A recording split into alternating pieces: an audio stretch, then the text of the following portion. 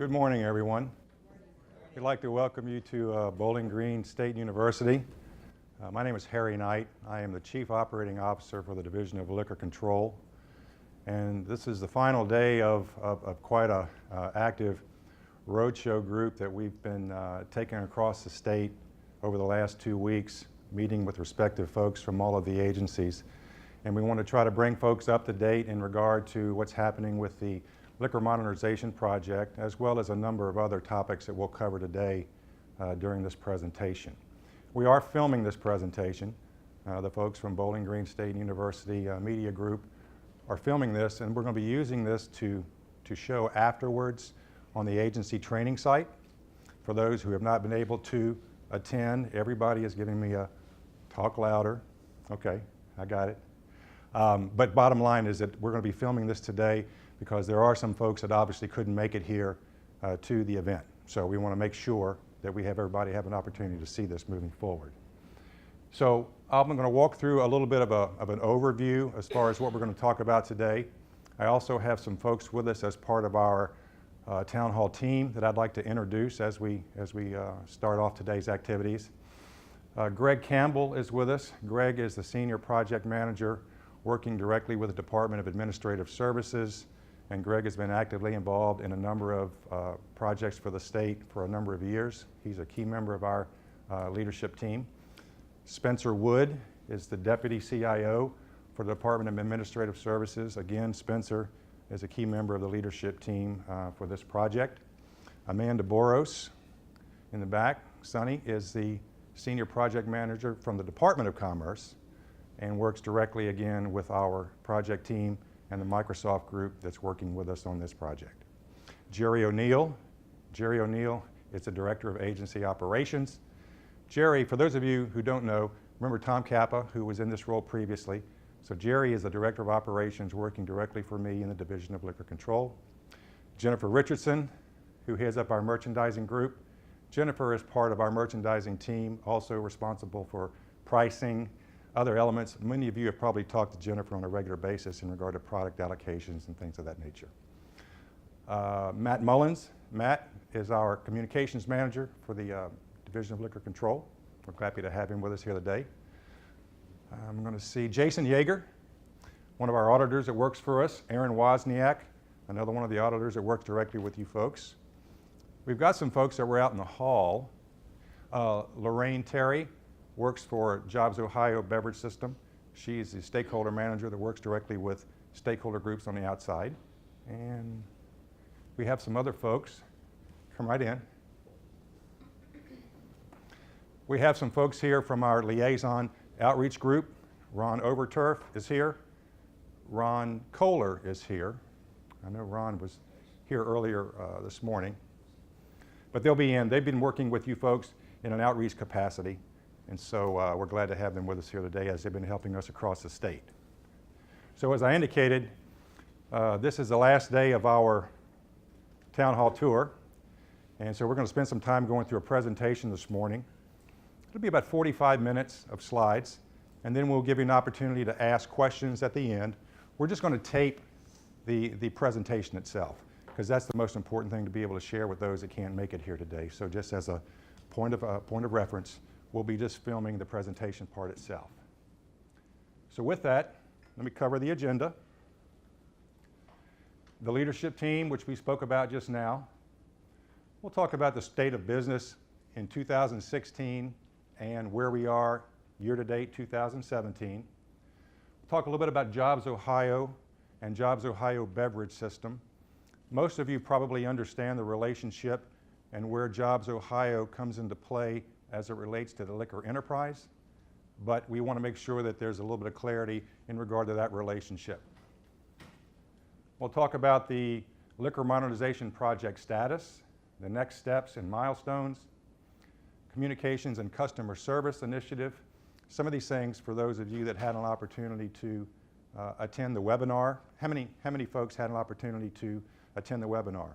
So some of this information has been kind of lifted from that, but we'll expand on that information a little bit. So customer service initiative and communications.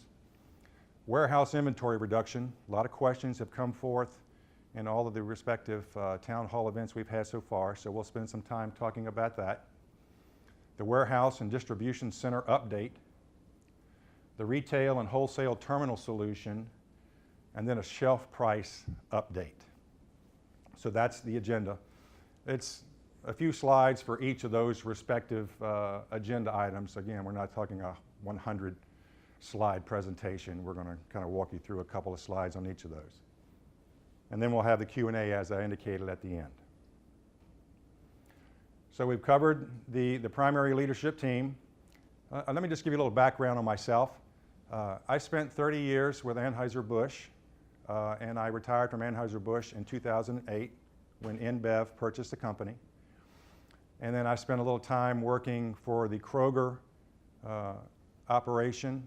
I was one of the senior folks in the supply chain group and had responsibility for the distribution center in Delaware, Ohio, a 1 million square foot distribution center that services approximately 260 plus stores in a tri-state, primarily a tri-state region.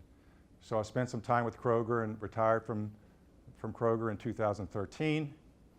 And then in the mid part of 2015, around the May time period, I was contacted by the state.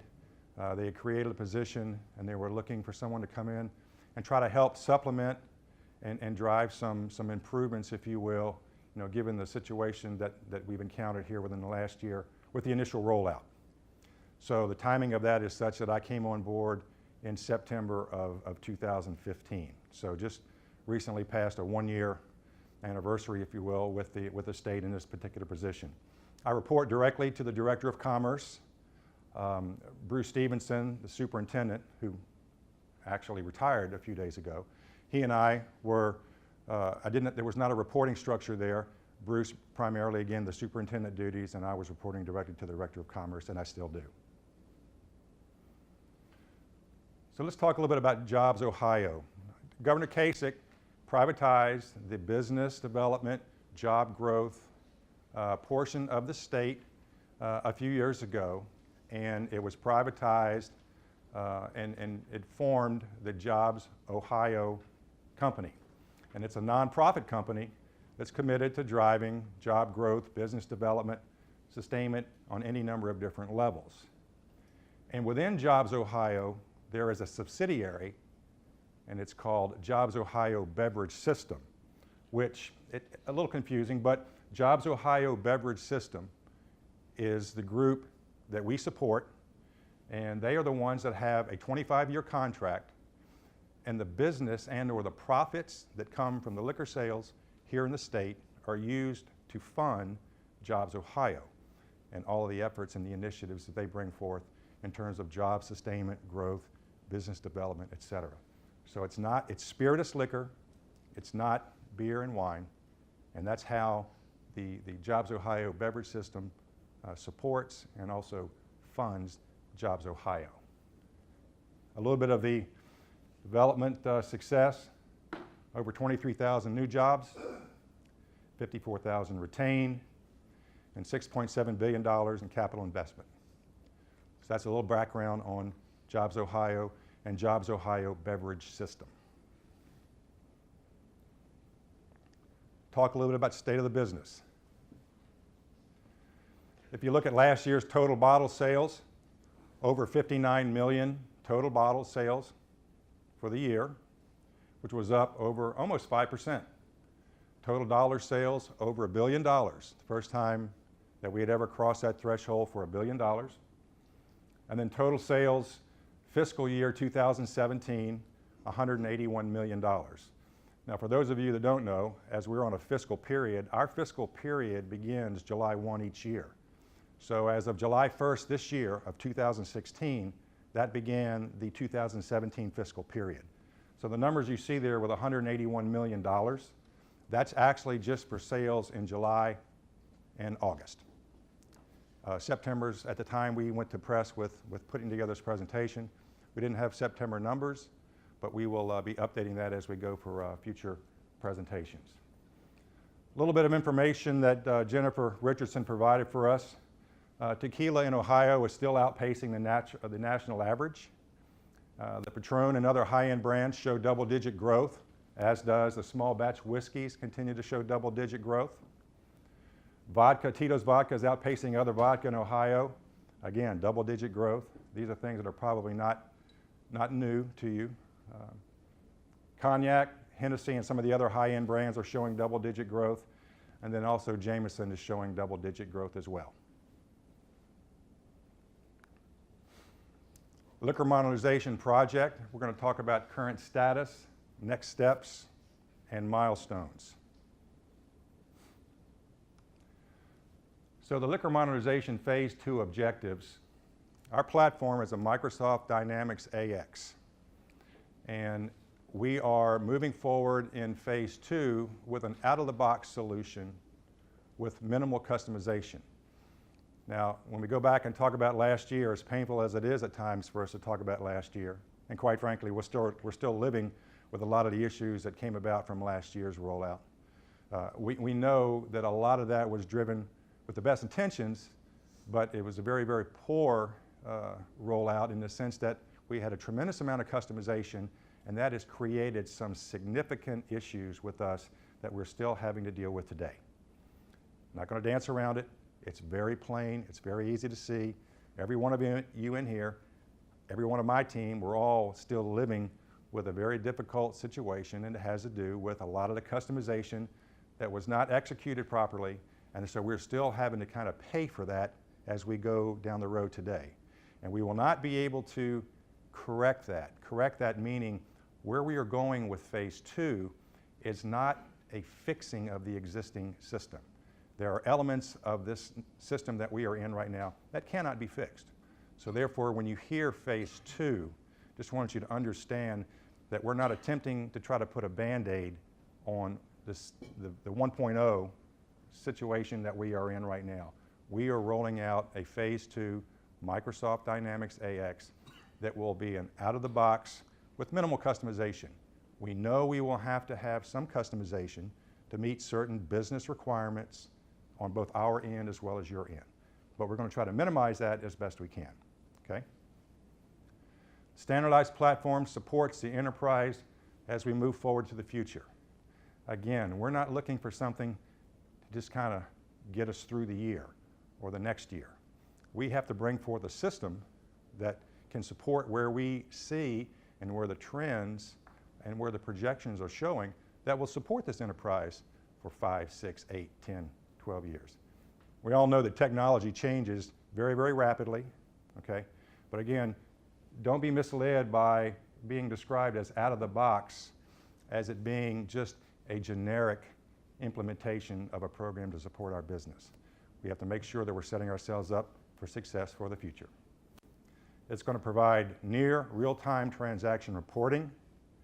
It's also going to provide near real-time inventory visibility, which inventory is a very significant issue.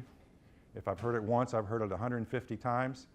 It doesn't mean that I don't take it to heart. I understand very clearly the impact around inventories out in the field right now. So again, that's something that we take very seriously, and as we move forward, we will have a much better and a near real-time visibility to that, as well as a wholly integrated system view. So those are the objectives. Those are the objectives of phase 2 of the liquor modernization project. Just a little bit of a general, kind of show you where we are from a timeline perspective. Let me back up for a minute. We have folks with us from Microsoft that are working with our subject matter experts, and many of us who are in this room today, working every day of the week at the Rhodes Tower in downtown Columbus. We have probably 40 people in total, comprised from Microsoft, Department of Commerce, Liquor Control, Department of Administrative Services, our IT group, all working together, approximately 40 people on the 20th floor at the Rhodes Tower. So this is a very, very comprehensive and concerted effort on the part of many groups. And so we're all working together downtown on this project. The analysis was complete in the first quarter. Whoops, excuse me. The analysis was complete in the first quarter. Design phase was completed in the second quarter. Development late quarter 2, early 3. Right now we're in the testing phase. Testing meaning that we're going through looking at all the identified business processes for all the respective work stream areas, retail, warehouse, inventory, fiscal. We're looking at all of those, ensuring that we've got proper reports available in the system, proper SOPs being written and validated in terms of how we utilize this going forward, which will, again, drive the training that we will do when we go out and do our training. The training will begin in the first quarter of 17, with a target implementation around April of 2017. So that's the present timeline in terms of where we are with our milestones. There's some things that we're looking at to try to measure the agency readiness. Again, those of you that had an opportunity to attend the webinar, that was the first time that we had anything of that nature. And quite frankly, we got a lot of positive feedback because it gave many of the agency folks the opportunity to kind of get familiar and dial in and at least have some communication means with us in a real-time basis without having to necessarily leave and travel and come out, because everybody has a busy schedule, obviously, they're working within. So we're going to continue to do webinar activities as we move forward, up to and including, we may even be doing one as early as next week when we get to the retail solutions part of this presentation. We are working to try to see if we can put one together next week that'll be specifically tailored to talk about retail solutions. The first one we had was a little broad-based, covered a number of different topics like we're doing today. But as we go forward, we'll look for opportunities to maybe make those more specific as we go into the future. Looking at the attendance and the feedback from the town hall and roadshow events, we've had very good turnout, and we've had very good feedback from these events. Some of the feedback's kind of hard to take, okay? I understand that. But again, what's important for us is to be able to get out in front of you and try to be able to answer those questions and bring forth information that keeps you up to date as best as possible, so as you continue to run your business, you know where we are, what the timing is associated with this project, and what the deliverables need to be, and then where we're going to go as we move further down the road. We'll need the submission of the retail sales integration decision. When we talk today about the retail solutions, there's a timeline associated with where we'll need the agencies to get back to us as far as what solution path they want to take, okay? The completion of a Wi-Fi assessment and installation, with all of the efforts and such that we are going forth with right now, I've heard on a number of instances that we've got just connectivity issues in some of the agencies. So we'll be doing an assessment there to make sure that as we roll out this project, phase 2, that we're not going to have something like a connectivity issue create havoc for us after we begun a rollout phase. So we're going to be doing an assessment and installation and update where needed. The installation of the wholesale and retail sales terminal hardware, which we'll talk about in a bit, and then the completion of all the stakeholder training activities. Training in the form of for agency personnel, for the auditors, for some of the suppliers, for some of my internal folks, for any number of different groups. So we've got a very comprehensive training plan that we'll be rolling out here to support this rollout.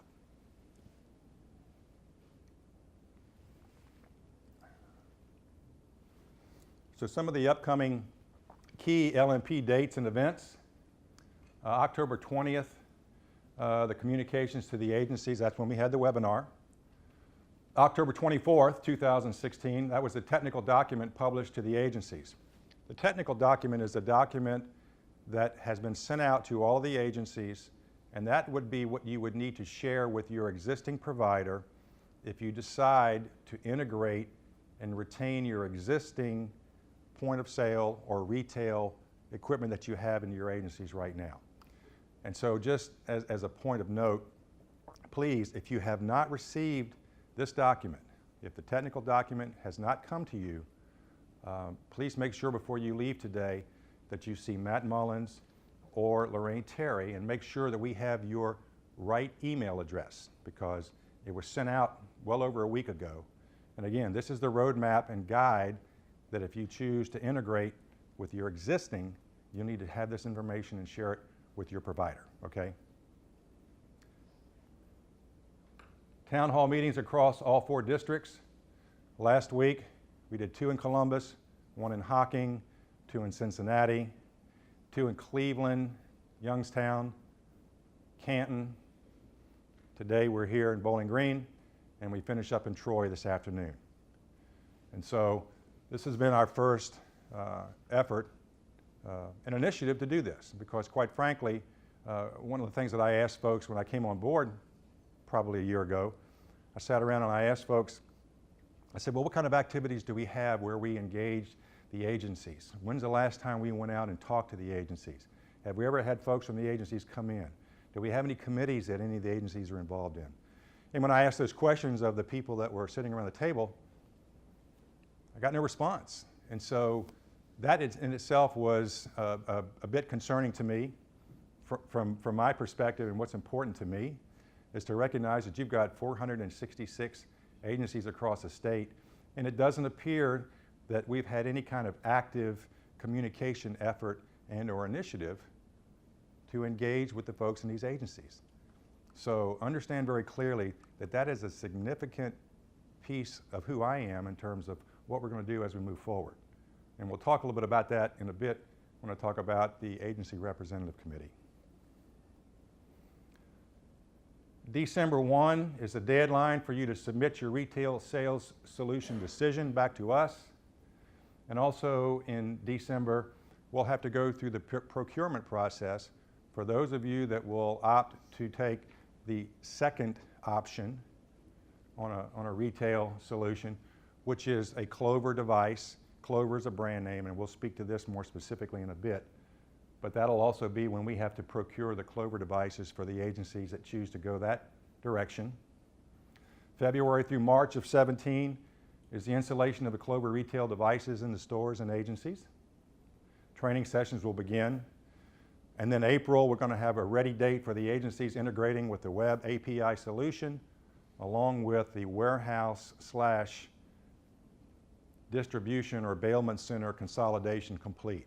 And we'll talk a little bit about our warehouse plans here in another couple of slides, with the cutover occurring April and May of 2017. So those are the upcoming key LMP dates and events. Let's talk a little bit about communications and customer service initiative. Many of you in here, if not all of you, have met or had opportunity for some engagement with our liaison group. And when you consider the depth and the breadth of the number of agencies across this state, that's a pretty tall order to be able to get out and engage and talk to all of these respective agencies. So this group has been working with us to help facilitate and meet directly with you folks on a semi-regular basis. They'll be going back out again starting sometime next week.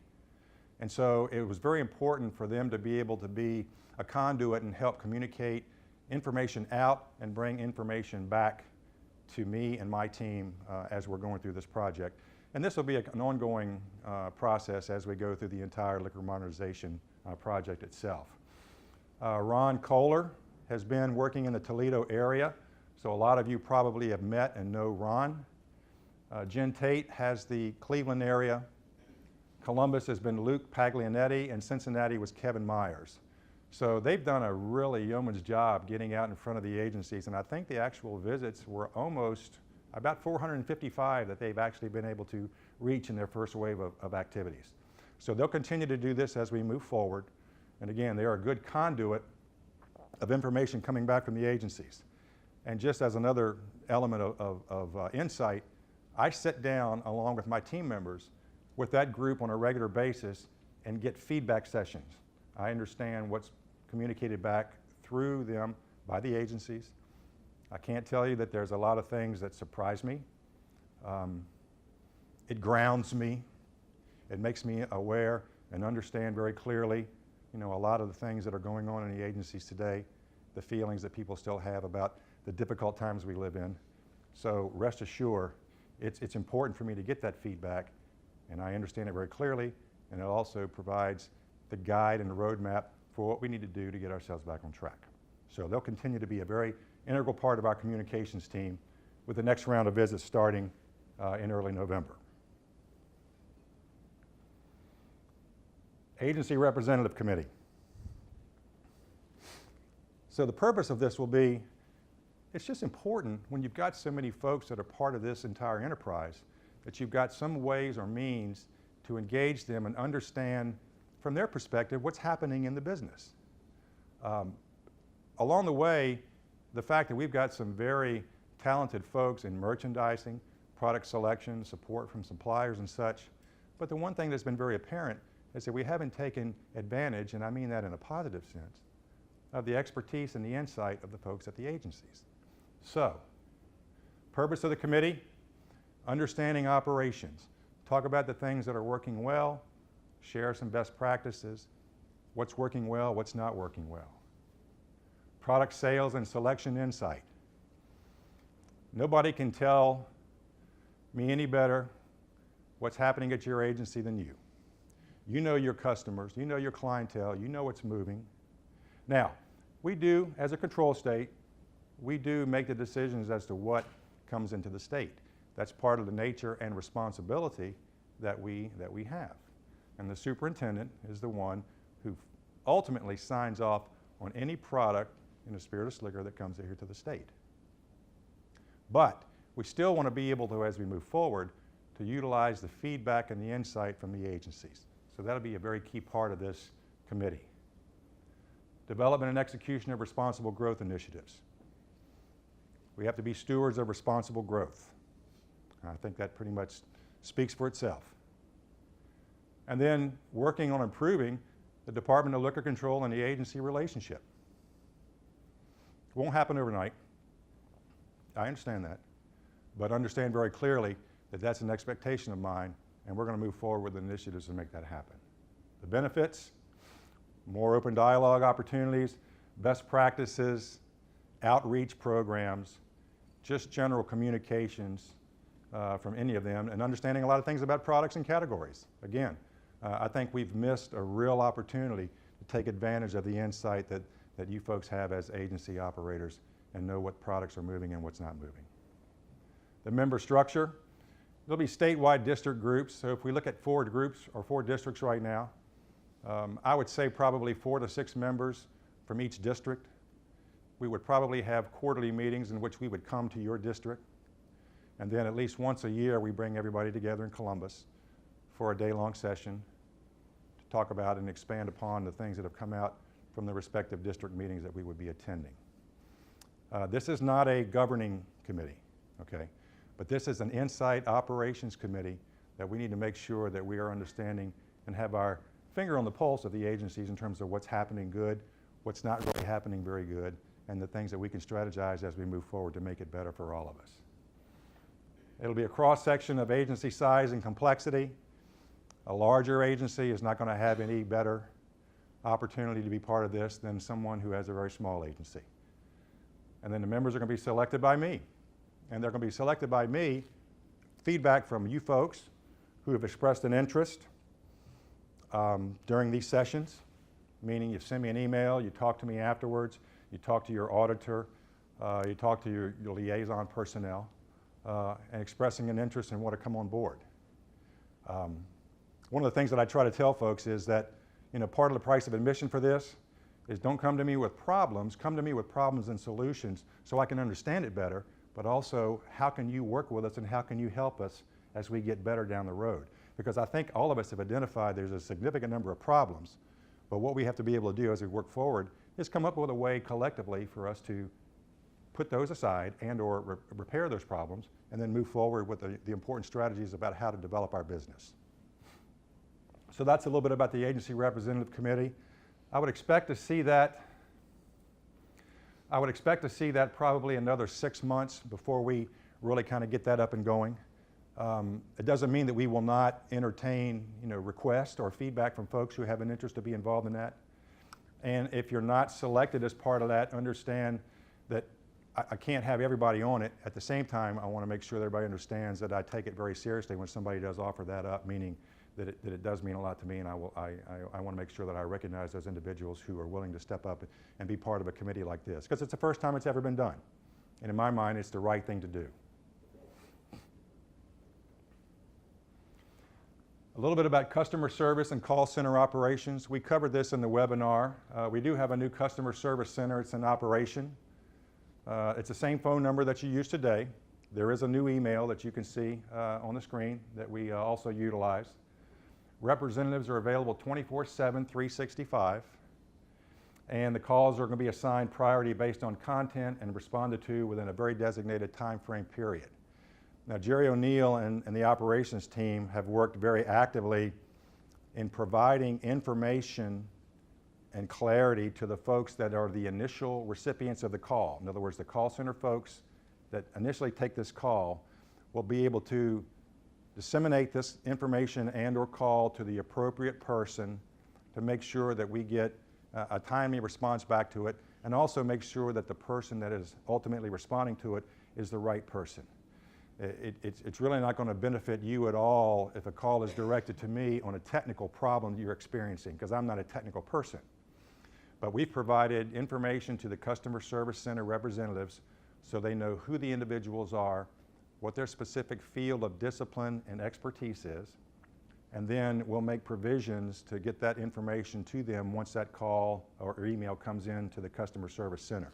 So that's an ongoing process. We've been using that now for a couple of weeks. It's still in the developmental stage, but we also want to make sure everybody understands that depending on the nature of the call, that it'll receive a certain priority. If somebody calls and says, I'm down, I can't get on the portal, I can't process any orders, that's going to be a priority one, no-brainer. If somebody is experiencing an issue with maybe a password reset, not to say that's not important, but that may not receive the same priority rating in terms of the turnaround and response back as a situation where somebody's got an inability to process anything to run their business. So that's an ongoing process. It's been in existence, and so if you have not used that, again, the number is the same, and then that's the email that you can utilize for that. So let's talk about warehouse inventory reduction strategy.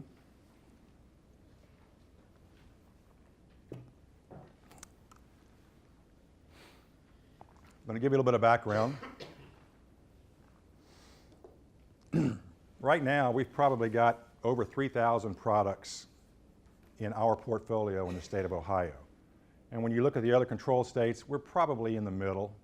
In other words, there's some that have more, there's some that have not quite as many. But another piece of information is that over the past 3 years, we've introduced over 800 new products into the portfolio. We have not taken any out. Now, that in itself does not necessarily create a problem, because to bring one in, you don't have to automatically remove one in order to do that. That's not the way that works. But one of the things that we have seen, and we are seeing it still to this day, is that we have a very high congestion of inventory of products that are not moving in both the agencies and our warehouses right now. And as we're prepping ourselves for this cutover, which will occur in April of 17, we need to make sure that we have got product in our warehouses and in our agencies that is an actively moving product as opposed to something that's just sitting and gathering dust. Okay, so that's a little bit of the backstory on where we started in terms of how we have determined where we're going to go and how we're going to do this.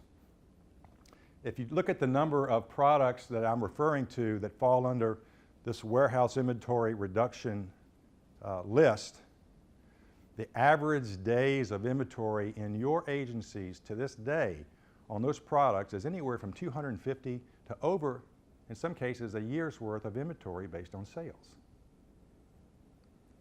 Now, it doesn't make really good business sense to keep that product in the warehouse. It doesn't really make good business sense to keep bringing that product into the agencies when you've got 250 to 300 plus days of inventory of that across the state.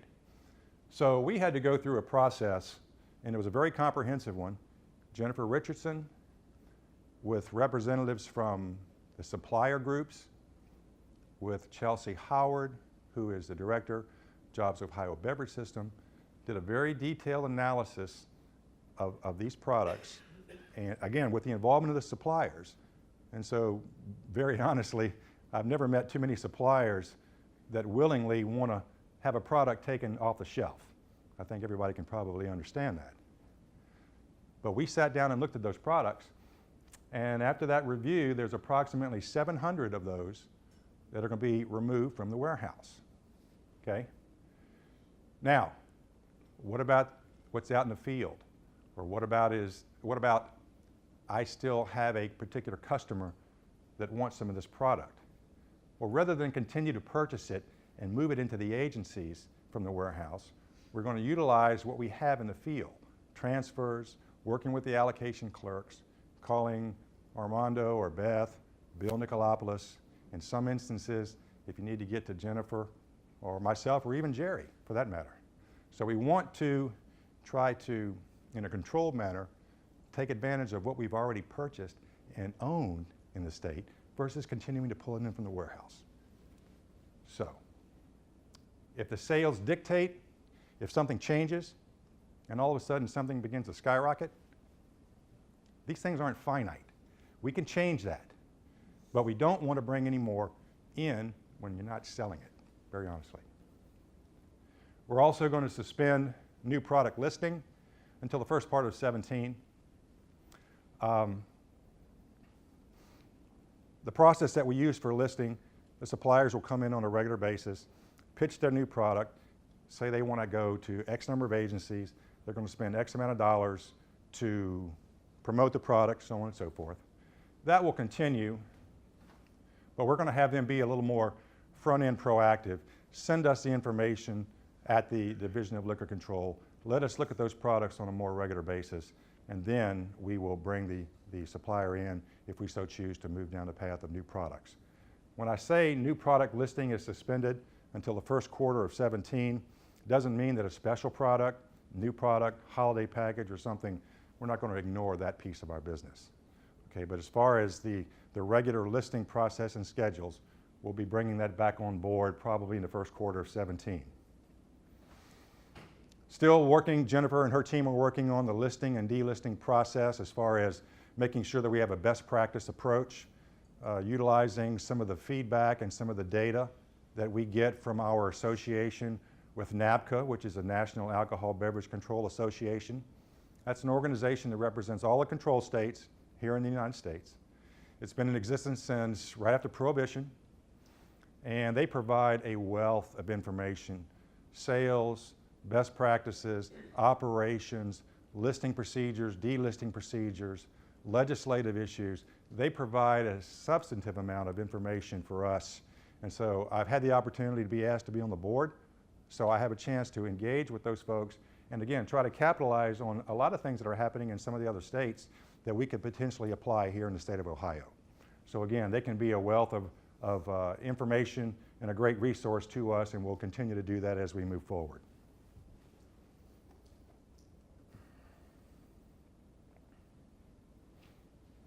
Warehouse Transportation Optimization Initiative. Right now, we've got 4 warehouses, Cincinnati, Toledo, Cleveland, and Columbus.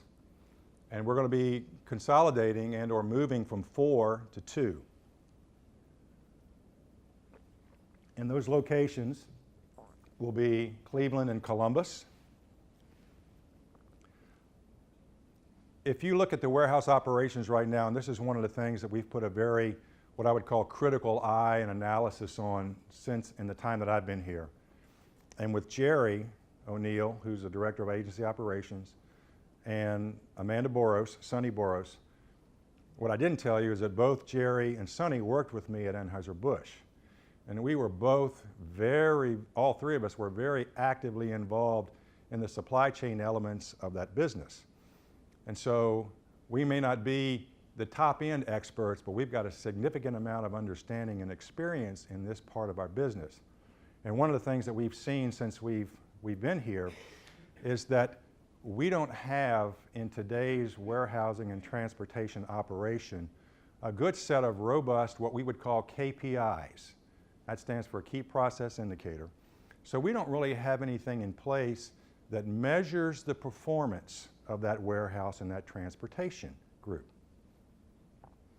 Now, just as a point of note, the Division of Liquor Control does not hold those contracts, okay? That's Jobs Ohio, but we are very actively involved, and as we are moving forward with potentially new providers that would run these warehouses, we are neck deep in making sure that we've got identified KPIs to ensure that these warehouses are going to meet our expectations, but more importantly, your expectations.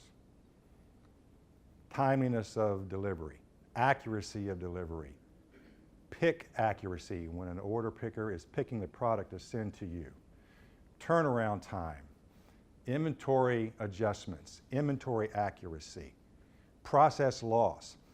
All of these elements are going to be built in to these requirements as we move forward with potentially a new warehouse provider or providers. So rest comfortably in knowing that we've got a very active group and a very, very strong level of expertise in this line of the business, because quite frankly, we know that we need some improvements there. As we move forward with this, Jobs Ohio will continue to hold the contracts.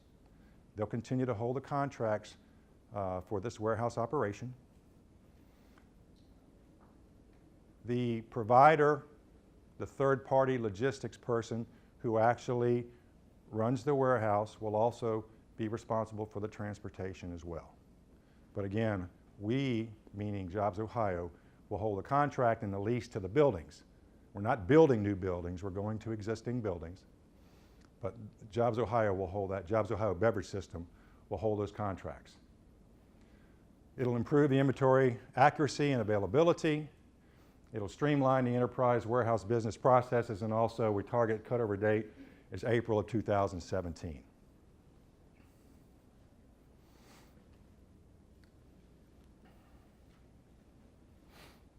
Retail and wholesale terminal solutions. We spoke to this a little bit earlier in terms of the different solution or options that are going to be provided to you. So let's talk a little bit about that. All of the terminals are going to have to be able to integrate with Microsoft Dynamics AX. That's a given. We know that you have to be able to interface with that when Phase 2 launches.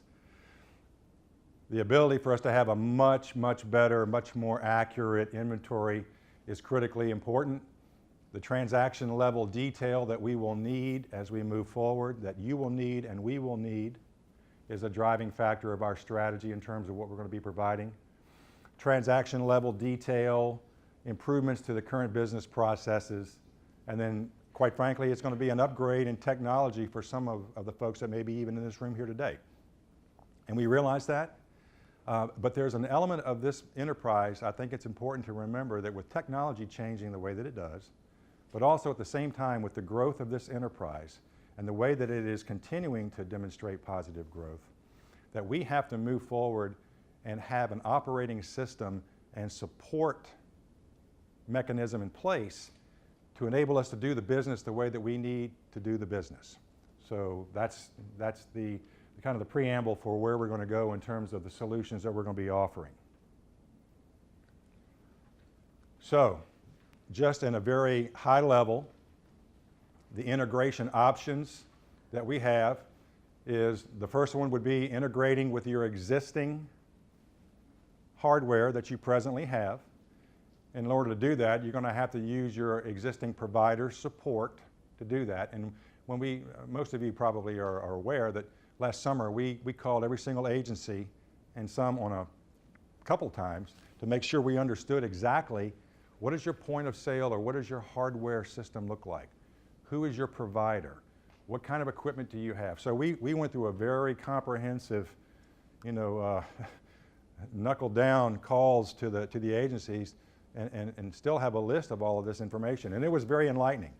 I have to tell you, it was enlightening to the point to where it was like, oh my gosh, I can't believe that we've got these many providers that are working with all these folks at these agencies. Quite frankly, we should have known it, but we didn't. So now we do. So you can integrate your existing retail terminal, or you can use a new Clover terminal that'll be configured and provided by the enterprise. And Clover, just as a point of note, is a brand name, okay? and then we'll talk a little bit more about the Clover terminal here in a couple of minutes. So those are the two options. So how to make your choice. Let's look at the option 1 column. The benefits of continuing to use your existing one is obviously you're familiar with it.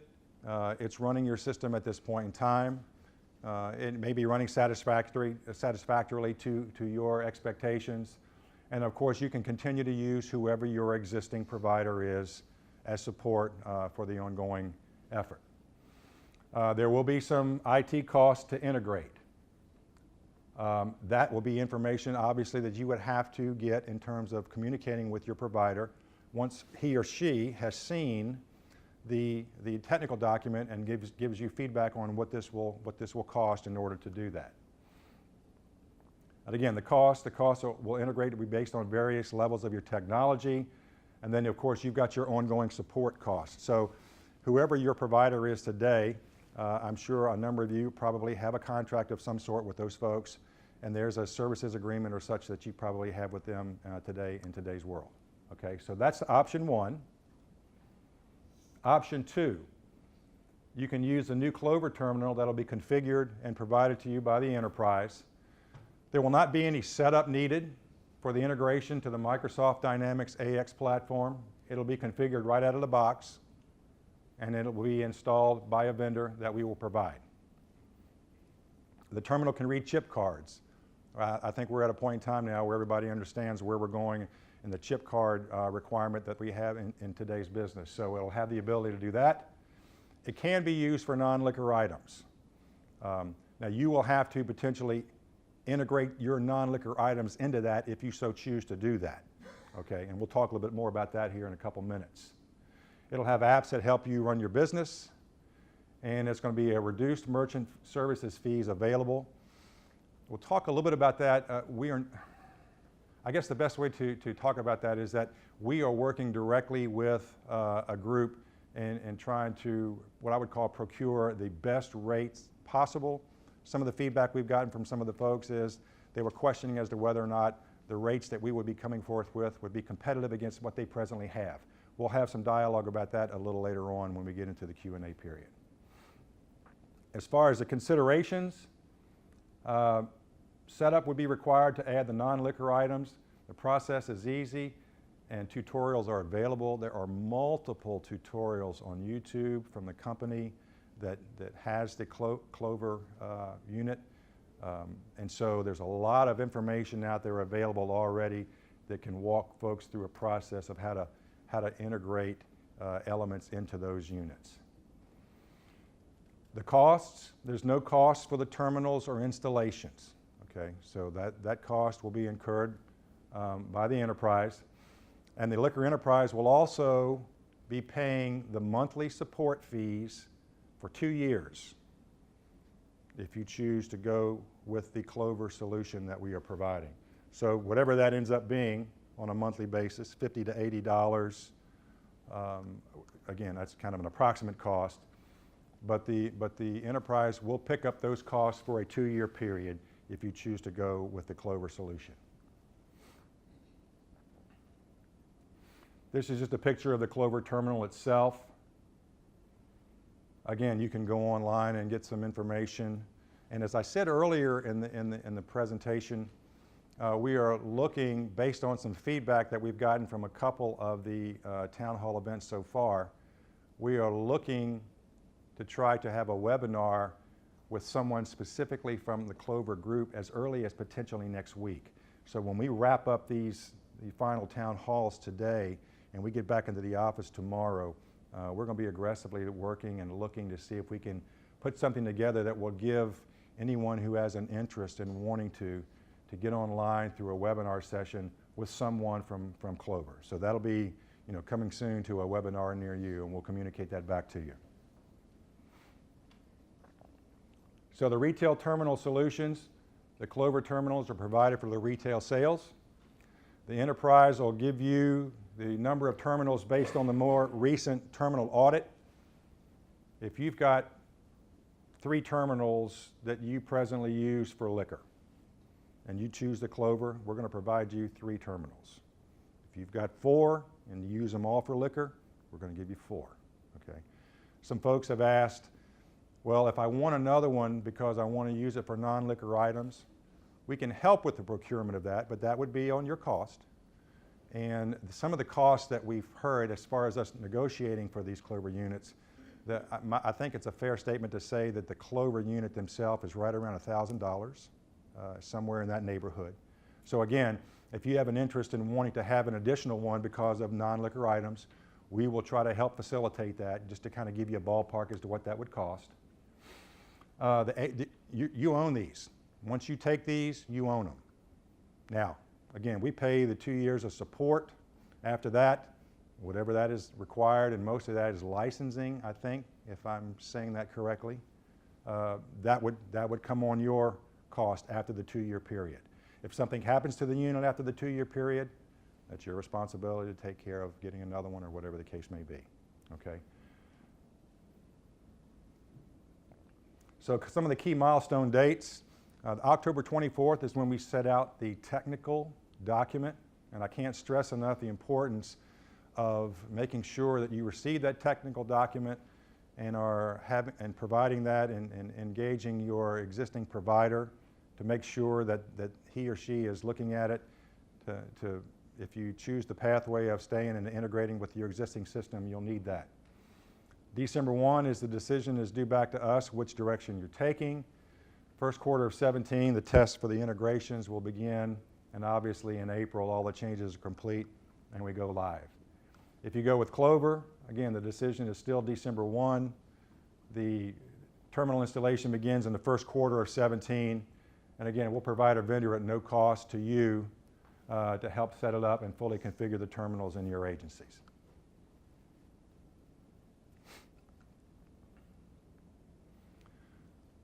Okay, so let's forget retail for a moment. How many of you have wholesale accounts? Okay, so quite a few of you. The agency is going to provide a separate terminal for you for your wholesale business. Regardless of what direction you go on the retail solution, even if you choose to integrate with your existing system, we're still going to provide you, at no cost, a wholesale terminal that'll directly interface with the AX system, okay? It'll be for wholesaler order processing only. The configured hardware will be incorporated. It'll give you transaction level data, and it will be a much increased efficiency and effectiveness, if you will, in the processing and system response time. So regardless, again, what solution you go on the retail side, we will be providing a wholesale terminal for the wholesale business. So I want to kind of switch gears for a minute and talk a little bit about price without tax, single shelf price, and the nickel rounding process.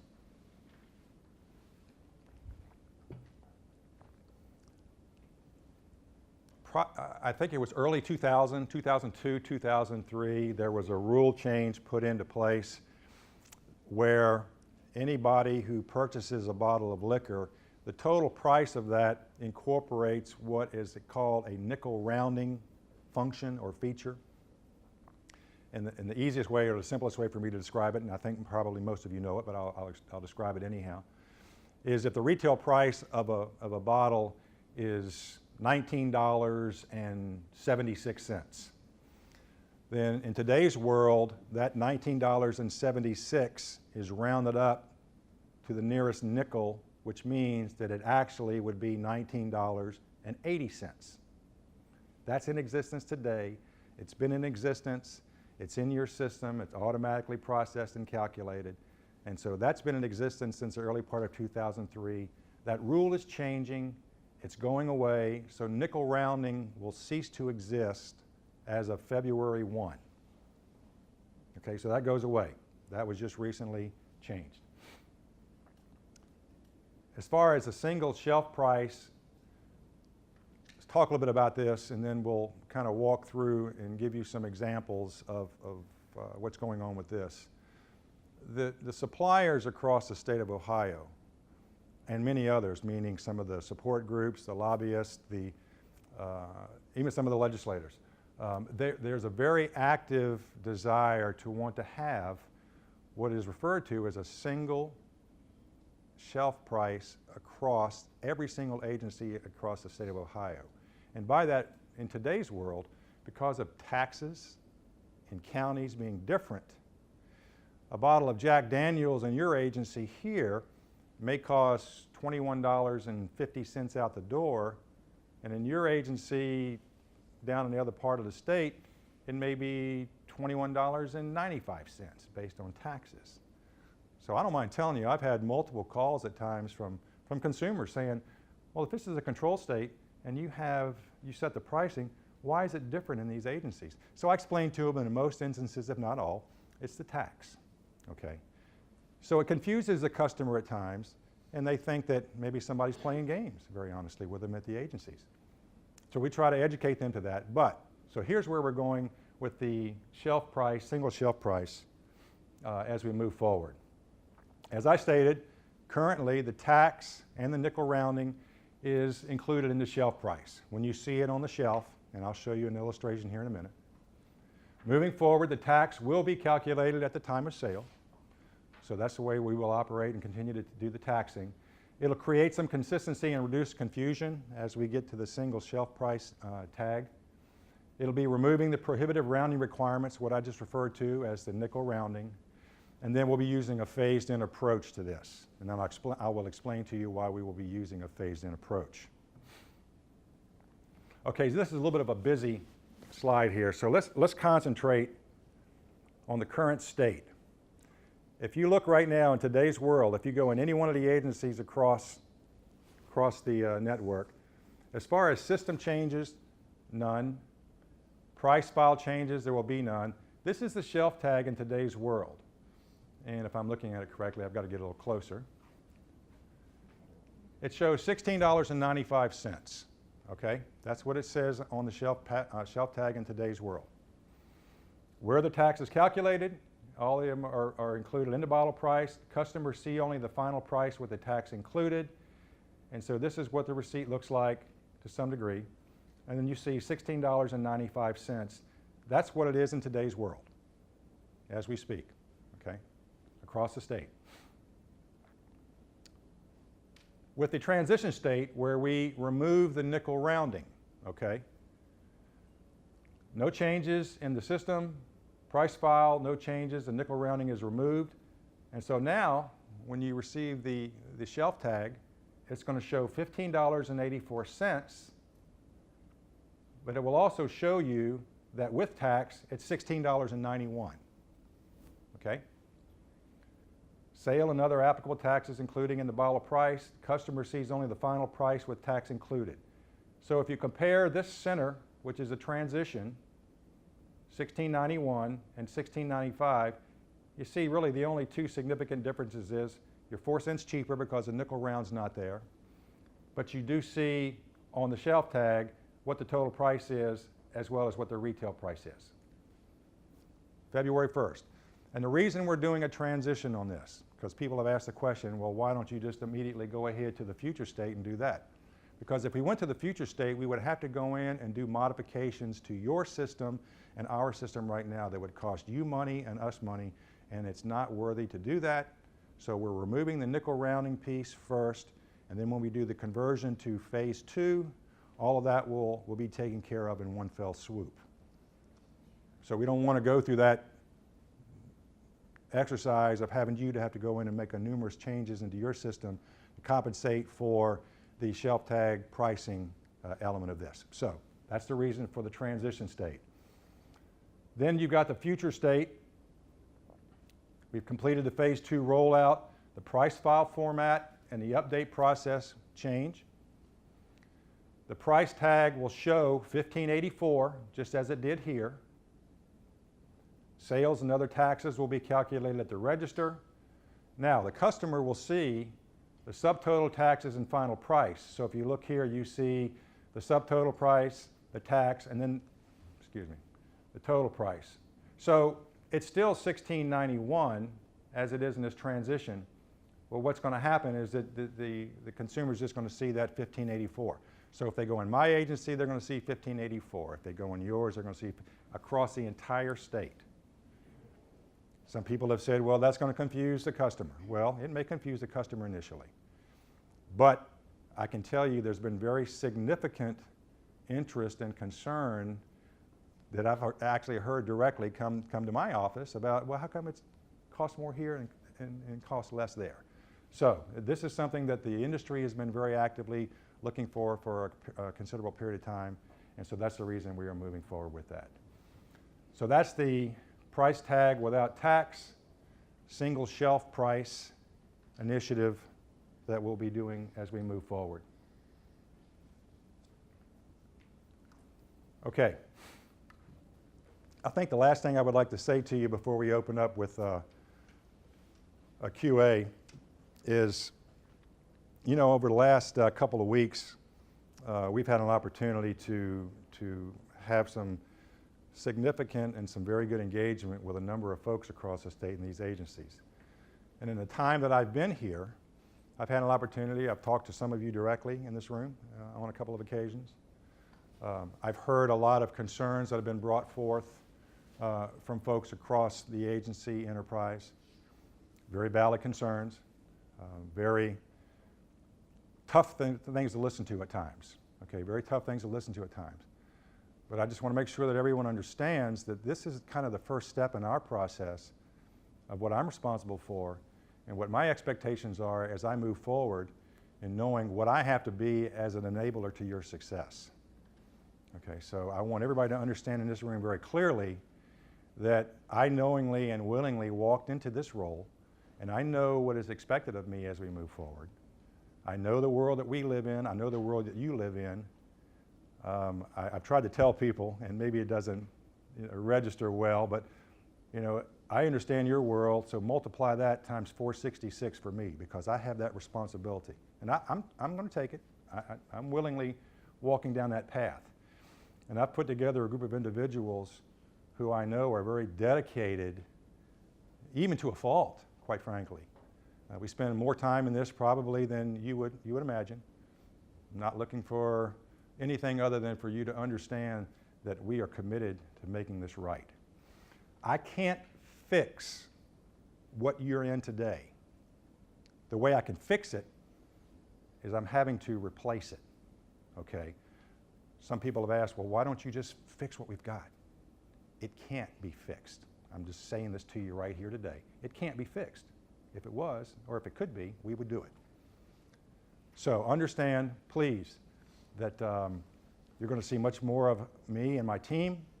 We're going to have many more opportunities for a lot of engagement. I am very serious about our customer service.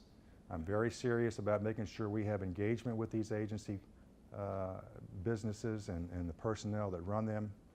And I'm committed to making sure that we do the right thing as we move forward with this. So, thank you for at least the opportunity to sit down and kind of walk you through this presentation. And at this time, I'd like to open it up for anybody who might have any questions.